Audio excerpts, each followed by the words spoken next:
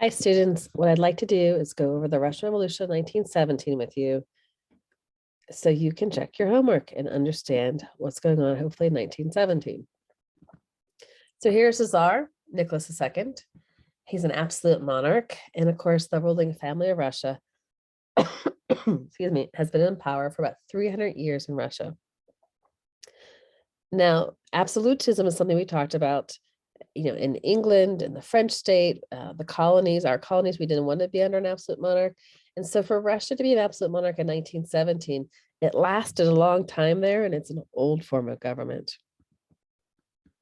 Here's a picture of the Tsar and his family, who will actually all be murdered during this revolution. We have a picture of the young son, Alexei. He's supposed to inherit the crown because that's what happens in a monarchy. And of course, the son inherits the crown. Now, the son's kind of an interesting story because he's a hemophiliac. And part of the problems in the Russian state is the Tsar will leave his government and go lead his troops in World War I. The Tsarina will be unduly influenced by this crazy man called Rasputin, who supposedly has some mystical healing powers for little Alexei, who has this life-threatening problem, hemophilia.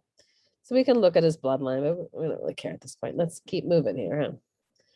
The Tsar, of course, is allied with the British, and he's also a relative of the British king. Here's George V, his uncle. They're also related to the German Kaiser Wilhelm II in World War I. In terms of the Russian state, we want to understand that the bulk of the effort and the work was done by the people on the bottom, and this would be your workers and the people in the urban center. I'm sorry, the workers and the peasants is the word I want to use. And they're stood upon the backs, sitting on their backs would be the soldiers for the Russian state, and then the bourgeoisie, or the fat cats here, the fat industrialists, the people who became wealthy off the work of the workers, the peasants. And then you have your clergy and the ruling class. So you can see it's a pyramid shape, and the heavy emphasis on the people on the bottom, the burden of society. Russia on the eve of World War I is industrializing, but she's really behind in industrialization. She's not as advanced as other states are, which will be a problem for Russia as the war progresses. Besides being unhappy with the Tsar and how much power he had, and of course they're behind economically from the other European states this time at World War I, there's just such a burden placed upon the peasants and the workers. That's another reason for discontent. If you remember when we covered World War I, that Russia is allied with the British and the French in this triple entente, it's called. Russia was no different than other states. There was enthusiasm for World War I. There's excitement. There was excitement and enthusiasm because they hadn't seen a major war for 100 years. As the war progresses, initially the Russians were having great success, but by 1916, the Russians have about 2 million casualties a year, which is tremendous. The king had left his home, was off trying to lead his troops, but by 1917, the state is falling apart. I mean, in 1916, they had 2 million casualties, and it just keeps going up. So 1917 is a phenomenal year in Russian history. We have 2 revolutions in the same year. The first revolution in March or February will oust the Tsar and put in power what's called a provisional government. The second revolution in 1917 in October, November, will put the Bolsheviks or the communists in power, and the communists will then rule throughout most of the 20th century. But there were really 2 revolutions in 1917 and for Russia. And I'm sorry, I should just mention this whole February, March thing or October, November. It depends what calendar you follow. The Russians were, I think, fairly isolated, being the only people following this Julian calendar. So they call it February. The rest of us call it March, just like October and November. It's the same thing. It's about which calendar you're following. On this page, I really want to emphasize to you how quickly things break down in the Russian state. On March 8th, we start with some simple bread demonstrations. And then by March 15th, the Tsar will abdicate. I mean, things are going to move rapidly. You don't have to have this whole page memorized. You don't have all the details. But I want you to understand is first you have, bread demonstrations in the capital of Petrograd. It's not everywhere in Russia. It's just in this capital. We called it St. Petersburg for a long time. But by this point, we're going to call it Petrograd because St. Petersburg sounded too much like the Germans. We're fighting the Germans in World War I. By March 10th, the strike spreads. We have people destroying police station. And then we have another group forming, and that's called the Petrograd Soviet. So Soviet is a group of workers who are looking to make certain demands. Well, the political authorities of the city of Petrograd calls in the garrison or the troops to quell these demonstrations, but they will not move against the workers, actually. And by the next day on March 12th, the garrison, the military, literally defects to the demonstrators. So the military agrees with the demonstrators. And when you're a person in political power, if you don't have your military behind you to support you, you don't have any power.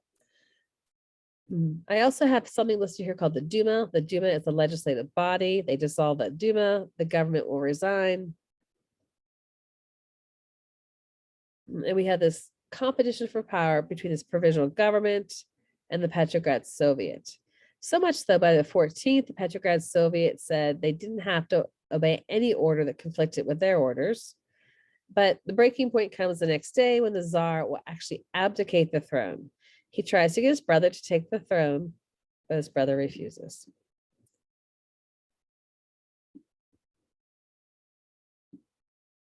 So these are just some actual pictures from this time period. So then by April, May, June, and you'd understand like throughout the summer into the fall, we have these three competing bodies, or think of them as like three balls juggling in the air. The provisional government has the power initially in April and May. This provisional government headed up by Kerensky. In the long run, at the end of the year, who has power? But the Bolsheviks. Now, Bolshevik is a traditional name for the communists that took power in the Russian state. Most of you probably will use the word communist more than Bolshevik, but I kind of love the word Bolshevik. I don't know, it's just kind of the way it sounds. And the other group, which is very challenging for most students to understand, that wanted power, that was competing for power, was this Petrograd Soviet. What will happen is the Bolsheviks will use the Soviet, this council of workers, and the Petrograd Soviet, he'll use that excitement and enthusiasm to get what they want, to implement their plans, the Bolsheviks will. So for a few months, Kerensky will head up a temporary or provisional government and runs the Russian state. But don't get too excited, because within the year, Kerensky will lose power with the Bolsheviks assuming power. So Kerensky, his problems will be in the big scheme of things is he doesn't make land reform, and he continued the losing of war effort. He tried, gave it his best shot, but they're still losing in the summer or July 1917, and that's a problem. The soldiers are walking away. The peasants, they need their goals. They needed land reform, and of course, the people in the city simply need food. The different groups in Russia wanted some change. Now into the mix comes this Vladimir Lenin, actually exiled by the Tsar, 17 years earlier for his activities and beliefs, right? The Germans helped Lenin get back into Russia safely. And why would the Germans do that? But they need and they want Lenin to cause disruptions within the Russian state. And they will be right. He will cause great disruptions. Lenin is attractive to the people of Russia. He's attractive because he's clever in his verbiage, his idea of land, peace, and bread. What a great idea. Land reform, give it to the peasants that wanted better land, bring peace to the Russian state, end this silly war, which was leading to so much death. And you got to deal with the bread problem, got to deal with the food crisis.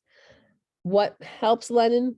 Well, he'll have a trusty aide. His name is Leon Trotsky, who is a brilliant public speaker and military leader. So the provisional government continues the war effort. Lenin will find a way to be successful. Lenin will be a supporter of Karl Marx, but he, along with a small group of other Bolsheviks, will overthrow the Russian state here. So how do they do that? They harness the energy. How does the Bolsheviks gain power? They're going to harness the energy that we see in this Petrograd mass group, or this Petrograd Soviet, right? Lenin's supporters infiltrate this Petrograd Soviet, and his supporters in the military, we're going to call them the Red Guard, will infiltrate the Petrograd Soviet. So then in November 1917, the Red Guard, along with Petrograd Soviet, will attack the government. They're going to set up an opportunity for Lenin to walk in and exert his influence.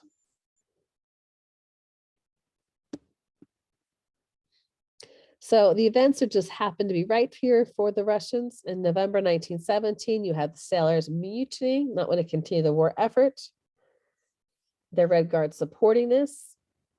On the night of November 6th through 7th, the Bolsheviks, with the support of the Red Guard, will seize control of Petrograd.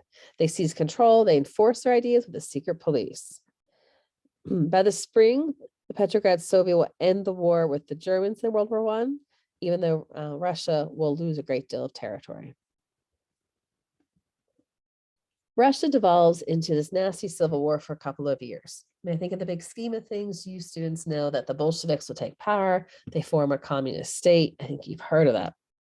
So the civil war goes on from 1918 to 1920. You just want to understand it's the reds versus the whites. When you see the word red here, I want you to think communists, and the whites refer to everyone else opposed to the communists. The Civil War is only won with the use of terror, quite honestly. And so we have to look at this idea of terror a little bit more with the Russian state. But this map, particularly here, is showing you like the anti-Bolshevik will be that striped area. We will see then the Bolsheviks that come to power execute the Tsar and his family. Now, for the Bolsheviks to assume power, they're willing to use terror. And then they implement something called war communism. Everything in the state that can make some money or be successful for them, the Bolsheviks took it over. The banks, the mines, the factories. And everyone had to work for the Bolsheviks.